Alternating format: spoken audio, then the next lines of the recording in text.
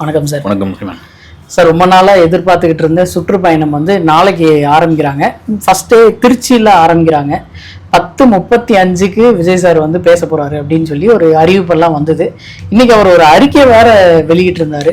இது எப்படி சார் பாக்குறீங்க? உண்மையா வந்து அது என்னன்னா தொடர்ச்சியா வந்து விமர்சனங்கள் தான் வந்து இவர் வந்து ஒர்க் ஃப்ரம் ஹோம் அரசியல் பண்ணிட்டு இருக்காரு, எலக்டர் அரசியல் பண்ணிட்டு இருக்காரு, குறிப்பா வந்து பணியூர் விட்டு வெளியே வர மாட்டேன்றாரு அப்படின்னு 2 வருஷத்துல ஆரம்பிச்ச ஒரு கட்சி, அந்த கட்சி வந்து ஒரு பெரிய தாக்கத்தை உண்டு பண்ணியிருக்குது. 2 மாநாடு நடத்திட்டாங்க. இப்போ விஜய் வந்தது வெளியே வந்து ஒரு 2-3 நிகழ்ச்சியா இருந்தாலும் வந்து இன்னைக்கு ஒரு பெரிய இளைஞர் பட்டாளம், பெண்களுடைய வாக்கு இதெல்லாம் அதுக்கு கிடைக்குது அப்படின் பொழுது எல்லா கட்சிக்கும், தமிழகத்தில் உள்ள எல்லா கட்சிக்கும் விஜய் கட்சி மீது, விஜய் மீது ஒரு பார்வை இருக்கிறது. இன்னைக்கு கூட பார்த்தீங்கன்னா புதிய தமிழகம் தலைவர் டாக்டர் கிருஷ்ணசாமி அவர் வந்து ஆட்சி அதிகாரத்தில் பங்குனா நாங்கள் கூட கூட்டணி வச்சுக்கிறது ரெடி. ஆல்ரெடி வந்து டிடிவி, ஓபிஎஸ் இவங்கெல்லாம் நேரடியாக சொல்லணும்னாலும் இவங்கெல்லாம் ரெடிங்க ரைட் அப்படின்னு அது கூட சோசியல் மீடியாவில் விமர்சனம்லாம் பண்ணிட்டு இருந்தாங்க. எங்க எப்படியாப்பட்ட ஆள்லாம் கூட்டணிக்கு வராங்க பாருங்க அப்படின்லாம் வந்து நீங்கள் அப்படி எடுத்த முன்னே வந்து நான் இவங்களா வரேன் அவங்களா வரேன்னு சொல்ல முடியும். இதெல்லாம் மீறி தொடர்ச்சியா இருந்த விமர்சனம். நீங்க எப்போ மக்களை சந்திக்க போறீங்க, நீங்க எப்போ வந்து பிரச்சாரத்துக்கு போக போறீங்க, நீங்க எப்போ வந்து சாலை மார்க்கமான ஒரு பயணத்தை தொடர போறீங்க அப்படின்போது நாளையில இருந்து ஆரம்பிச்சாங்க. அது இதெல்லாம் மீறி இந்த சுற்றுப்பயணத்துக்கு ஏகப்பட்ட கெடுபிடிகள் கொடுத்துருக்காங்க. அதெல்லாம் மீறி விஜய் என்ன பேச போகிறார் அப்படின்னு தான் மிக மிக முக்கியமான ஒரு விஷயம். அதுதான் வந்து திரும்ப வந்து இது ஒரு பொன்னான வாய்ப்புன்னு சொல்லலாம். ஒவ்வொரு முறை வாய்ப்பு என்ன பொன்னான வாய்ப்புன்னு சொல்றதுக்கான காரணம் என்னன்னா உங்களுக்கும் அமையுது. நமக்கு தெரிஞ்ச ஒரு அரசியல் தலைவர், அவர் பேரை சொல்லுவேன்னா நமக்கு நெருக்கமான ஒரு பத்திரிகையாளர்கிட்ட பேசியிருந்தாங்க. எங்க இந்த கூட்டம்லாம் இருந்ததுன்னா நான் வந்து நேஷனல் லெவல்ல அரசியல் பண்ணுவேங்கன்னு. இப்படி ஒரு கூட்டம்லாம் வந்ததுன்னா நான் வந்து பேசி நேஷனல் லெவல்ல என் கட்சியை கொண்டு போயிடுவேன். அந்த அளவுக்கு எனக்கு எங்கெங்க வருது அப்படின்னு. ஏன்னா உண்மை அதுதான். வந்து பல பேர் வந்து ஆட்களை கொண்டு வராங்க, வந்து உங்களுக்கு இவங்களாவே வந்து சேர்றாங்க. வந்து அது விஜயை பார்க்க வராங்களா, போட்டோ எடுக்கிறாங்களா, செல்ஃபி எடுக்கிறதுக்கு வராங்களா, அல்லது வந்து விசில் அடிச்சுட்டு அவங்க பண்ணு போயிடுறாங்களான்னு தாண்டி ஒரு இதோ காமிக்கிறார்ல, ஒரு மாசம் காமிக்கிறது இல்லை இவ்வளவு பேர் வந்திருக்காங்கன்னு.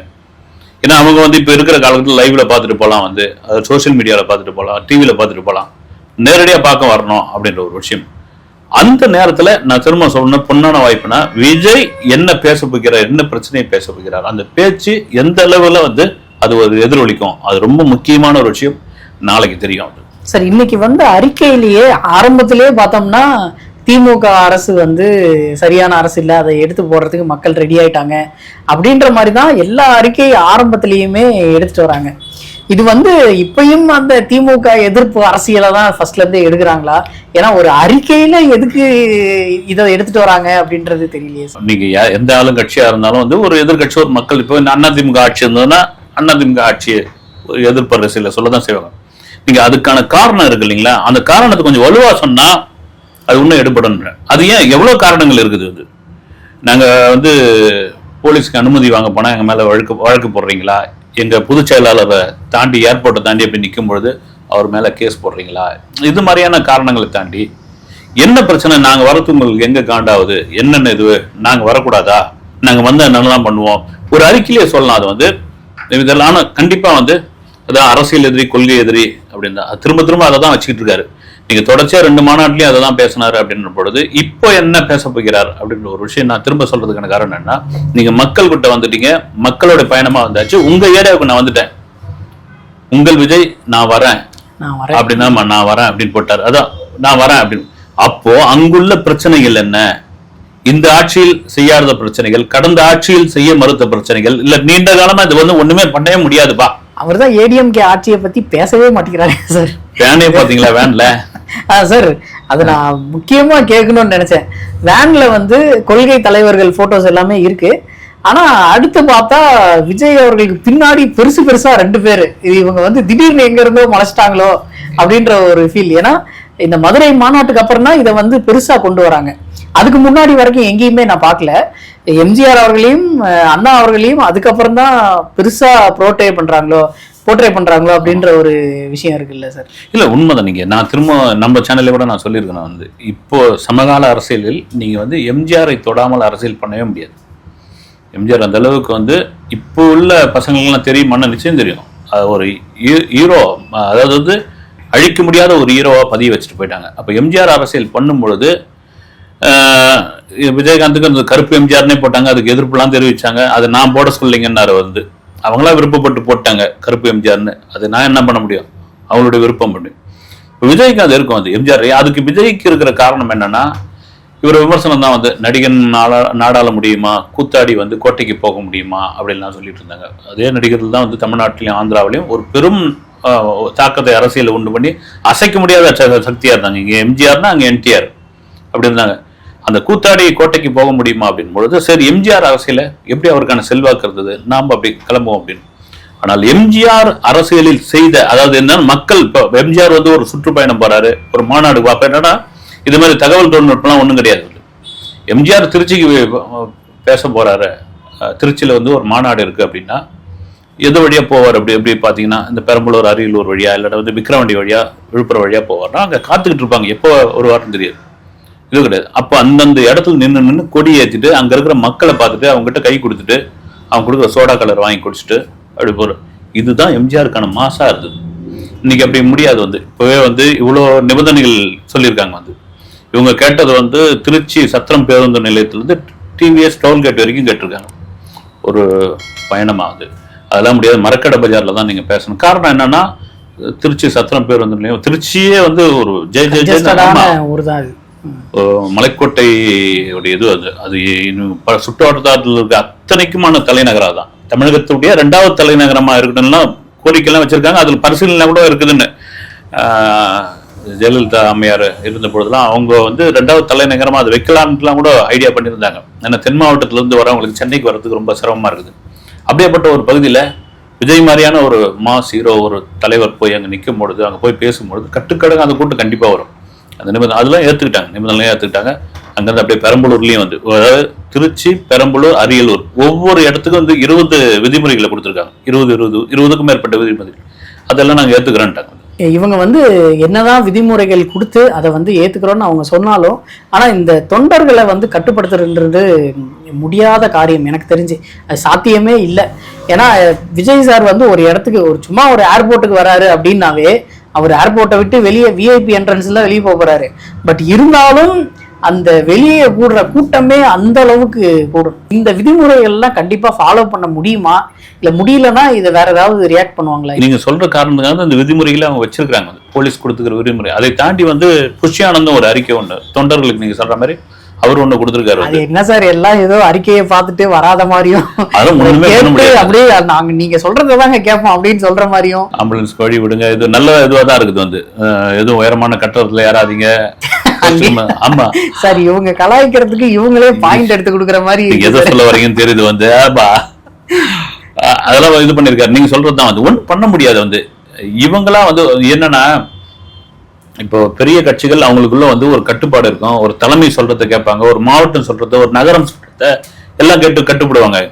இப்ப இதுல தொண்டர்கள் கொஞ்சம் பேரு, பாதி பேரு ரசிகர்கள் இருக்காங்க, விஜயை பார்க்க வரவங்க இருக்காங்க. அவங்களுடைய மனநிலை எப்படி இருக்குன்னு தெரியாது. வந்து பார்த்தாகணும் அப்படின்னு அதை வந்து கரெக்டா கொண்டு வர்றதுக்கு இன்னும் காலமாகும். நீங்க வந்து ஒரு கட்டுக்கோப்பா கொண்டு வர்றதுக்கு. இதுதான் அதே சமயத்தில் அவங்க வந்து ஒரு கரெக்டா அவங்க இந்த கட்சிக்குள்ள இருக்கிறவங்களே ஒரு ஒழுங்குபடுத்தி கரெக்டா நில்லுங்கப்பா, இது பண்ணுங்க. எல்லாத்துக்கும் வந்து அதிகப்படியான ஒரு போலீஸ் பாதுகாப்புலாம் கொடுக்க முடியாது இல்லைங்களா, அதுக்குன்னு தனியா இருக்கும். இது பண்ணதான் ஒண்ணுதான். ஆனா எப்படி இதை சமாளிக்க போறாங்க, என்ன இது, அது ஒரு பெரிய விஷயம். வந்து ஏன்னா மதுரை மாநாட்டிலே பார்த்தோம்னா அவ்வளவு பேர் வந்து இது பண்ண, விக்கிரவாண்டியில அது மாதிரி நடந்தது. இது உண்மையிலேயே நீங்க சொன்ன மாதிரி அறிக்கையை பார்த்துட்டு நாங்கள் அப்படி ஒன்றும் கிடையாதுங்க, நாங்கள் அறிக்கைப்படி தான் நடப்போம் அப்படிலாம் வாய்ப்பே இல்லை. இது எப்படி பண்ண போறாங்க, எதிர்காலத்தில் இதுக்கு என்ன விஷயங்கள் செய்ய போறாங்க. ஏன்னா இப்போ எலெக்ஷன் நோக்கி தான் ஓடுறாங்க. ஆனால் இதை கண்டிப்பா பண்ணி ஆகணும். சார், நிர்மல்குமார் அவர்கிட்ட வந்து ஏன் சனிக்கிழமை வச்சீங்க அப்படின்னு கேட்கும்போது, அன்னைக்கு தான் ஸ்கூலு காலேஜ் எல்லாமே லீவு அப்படின்னு சொல்லி ஒரு இது சொல்லியிருந்தாரு. அவர் வந்து அன்னைக்கு லீவா இருக்கிறதால குழந்தைகளுக்கு இல்லை ஸ்கூல் போறவங்களுக்கு எதுவும் பிரச்சனை இருக்காது அப்படின்ற ஒரு தாட்ல சொன்னாரா என்னன்னு தெரியல. ஆனா ட்விட்டர்ல எடுத்து போட்டு உங்களோட பாதி தொண்டர்கள் வந்து ஸ்கூல் போறவங்க தான், எல்லாருமே 18 தான், அதனாலதான் ஸ்கூலுக்கு போறவங்களா பார்த்து டார்கெட் பண்ணி இவங்க வந்து பண்றாங்க அப்படின்ற மாதிரி ஒரு இதை கிளம்பி விட்டு அவர் சொன்னதுடைய அர்த்தம் நீங்க சொல்றதுதான். ஒரு போக்குவரத்து இடையூறு ஆகும், ஒரு ஸ்கூல் வேனை மாட்டிக்கிச்சுன்னா என்ன ஆகுறது, ஒரு அவசரமா இன்னைக்கு காலேஜ் போறவங்களுக்கு ஒரு எக்ஸாம் இருக்கும், ஒரு என்ன ஆகுறது. நீங்க இப்படி பாத்தீங்கன்னா திருப்பதியில இந்த குபேரா படம் தெரியாம அப்படி கேண்டிட் கேமராலாம் வச்சு எடுத்தும்போது திடீர்னு பாத்தீங்கன்னா ஷூட்டிங்கு, தனுஷ், அப்புறமா அந்த டைரக்டர் எல்லாம் தெரிஞ்சவங்க ஜெகன்னு திருப்பதி ஒரு நெருக்கடியான ஏரியா. அதுல அதிகம் பாதிக்கப்பட்டது யாருன்னா இந்த ஸ்கூல் போறவங்க, இந்த காலேஜ் போறவங்க. ஏன்னா அங்கங்க நின்று போச்சு வண்டி. அதுக்கப்புறம் வந்து ஒழுங்குபடுத்திட்டு ஃபைன் எல்லாம் போட்டாங்க, அபராதம்லாம் போட்டாங்க. ஒரு ஷூட்டிங்கே எப்படி இருக்கும் பொழுது ஒரு பெரிய ஹீரோ, ஒரு மாஸ் ஹீரோ, ஒரு கட்சியோட தலைவரா வந்து முதல் மீட்டிங்க பேசுறாரு, நம்ம ஊர்ல பேசுறாரு அப்படின்ற ஒரு இது இருக்கு இல்லைங்களா? அப்படின் போது அது பெரிய இதுவாகும். நீங்க சனி ஞாயிறு அப்படி லீவு அப்படின்னா அந்த அர்த்தத்தில் சொன்னது. ஆனா பாத்தீங்கன்னா இவங்க படிப்பு இது அது விமர்சனம் இருக்குதான் செய்யும், ஒண்ணுமே பண்ண முடியாது. வந்து இதெல்லாம் வந்து அதெல்லாம் கடந்து போயிட்டே இருக்கணும். வந்து சார் இவங்க ஏன் சார் திருச்சியில இருந்து ஆரம்பிக்கிறாங்க? எனக்கு அது எதனால அப்படின்னு என்னால புரிஞ்சுக்க முடியல. இதை வேற ஏதாவது ரீசன்ஸ் இருக்குமா சார் திருச்சியில ஆரம்பிக்கிறதுக்கு? இல்ல டிவி கேல டி ஃபர்ஸ்ட் இருக்கு, அதுல திருச்சி அப்படின்னு சொல்லி ஏதாவது கனெக்ஷன் ஏதாவது? வேலூரா கே கள்ளக்குறிச்சி அதெல்லாம் என்ன காரணம் தெரியல. ஒருவேளை வந்து நம்ம வட மாவட்டத்தை வந்து மாநாடு வச்சு இது பண்ணிட்டோம். இப்ப தென் மாவட்டத்துல மதுரையில வச்சாச்சு. இப்ப டெல்டா பகுதியில், இந்த பகுதியில் வந்து நம்ம ஆரம்பத்துல அந்த பகுதியில இருந்து தொடங்குவோம். ஏன்னா தமிழகம் முழுக்க தான் பண்ண போறாங்க. இந்த சுற்றுப்பயணத்தை ஒரு டெல்டாவில இருந்து தொடங்குவோம் அப்படின்றதுக்காக தொடங்கி இருக்காங்கன்னு நினைக்கிறேன்.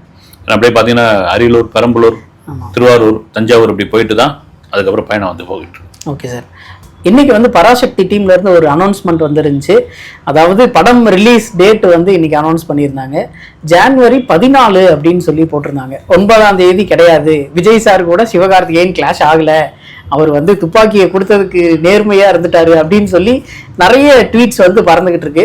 இந்த டேட்டை மாத்தி வைக்கிறதுக்கு என்ன சார் காரணம்? ஆக்சுவலா வந்து அவங்க ஃபிக்ஸ் பண்ணிட்டாங்க. ஆனா பொங்கல் ரிலீஸ் முடிவு பண்ணியாச்சு.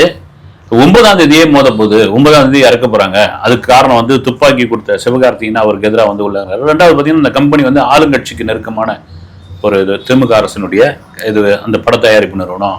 அதனால திட்டமிட்டு விஜய்க்கு எதிராக பண்றாங்க. அப்புறமா ஸ்கிரீன்ஸ் எதுவும் கிடைக்கக்கூடாது. பெரும்பாலான தியேட்டர் வந்து ரெட் ஜெயினுடைய கண்ட்ரோல்ல தான் இருக்குது. ஸ்கிரீன்ஸ் எதுவும் கிடைக்கக்கூடாது, அதனால ஜனநாயகனை எப்படியாவது முடக்கணும், அந்த மாதிரியான விமர்சனங்களா இருந்த போது எனக்கு தெரிஞ்சு சிவகார்த்திகேயனே போய் கேட்டிருக்காரு.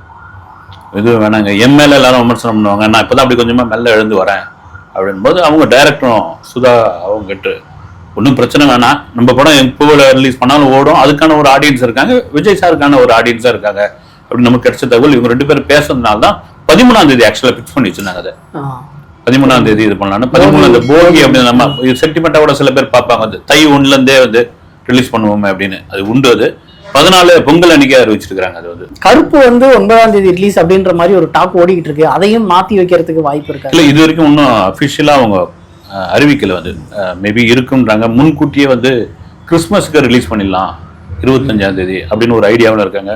அப்ப என்ன ஒரு பிரச்சனை ஆகும்னா அந்த மழை வெள்ள பிரச்சனை இருக்கு இல்லைங்களா? அதுல பல படங்கள் வந்து சென்னைக்கு ஒரு கண்டம் தான் வந்து உங்களுக்கு பாதி தமிழ்நாடே ஒரு பிரச்சனை தான். வந்து எனக்கு தெரிஞ்சு அந்த படம் கூட பாத்தீங்கன்னா ஒரு பொங்கலுக்கு வர்றதுக்கான வாய்ப்பு ரொம்ப கம்மி. ஏன்னா ஜனநாயகனுக்கு வந்து நிறைய ஸ்கிரீன்ஸ் கிடைக்கும். தியேட்டர் ஓனர் அதை எதிர்பார்த்துட்டு இருக்காங்க. கடைசி படம் கூட்டம் அல்லும். இன்னும் கேட்டால் ஸ்பெஷல் ஷோக்கெல்லாம் இப்பவே பர்மிஷன் கேட்டிருக்காங்களா? வந்து நீங்க அதை கொஞ்சம் பரிசீலனை பண்ணுங்க. அந்த 9 மணி காட்சி தான் இதுவா இருக்குது, அது ஒரு 6 மணியாவது கொடுங்க ரேஞ்சில் கேட்டிருக்காங்க. ஏன்னா அவ்வளவு பெரிய எதிர்பார்ப்பு அந்த பக்கம். இன்னொரு பக்கம் பராசக்தியும் வேற ஒரு கண்டென்ட் தான். அது அதனால இதுக்கு அதுக்கும் இல்லை. இது வந்து விஜயோடைய சமகால அரசியல் அல்லது எதிர்கால அரசியல பேசக்கூடிய படமா இருந்தாலும் அது முந்தைய இந்தி எதிர்ப்பு அரசியல பேசக்கூடிய படம் தான் பராசக்தி. இதுக்கிடையில கருப்பு வந்ததுன்னா என்ன ஆகுன்னு தெரியல. வந்து கருப்புலாம் வர்றதுக்கான வாய்ப்பு இல்லை. ஆமா. ஓகே சார், அடுத்த இன்டர்வியூல சந்திப்போம் சார். நன்றி.